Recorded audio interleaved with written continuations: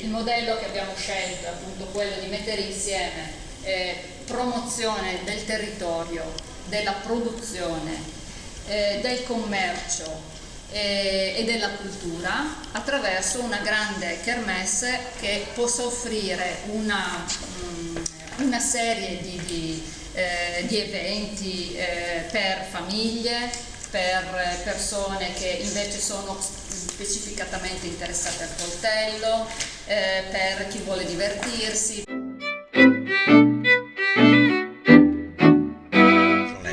Beh, per questo prossimo weekend, quindi il 23-24 luglio, due avvenimenti importanti: il Coltello in Festa e la Fiera di San Giacomo, che è giunta alla 20ª edizione. Quindi volevo chiederti la tradizione antica dei fabbri e lo spirito del nuovo commercio. Come nasce questa idea? Beh, l'idea nasce dal fatto che la sinergia tra la produzione di Maniago e l'entità commerciale deve esserci perché le due cose ti permettono di valorizzare il nostro territorio.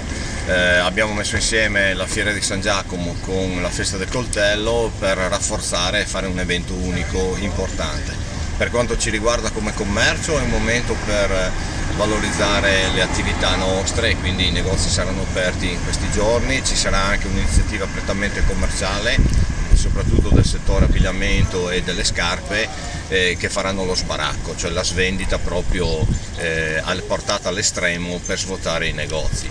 Per quanto riguarda il settore del coltello, la caratteristica di Maniago, ci conoscono in giro per le lame, quindi questo è un valore aggiunto anche per noi commercianti. Incontriamoci a Maniago 22, 23, 24 luglio.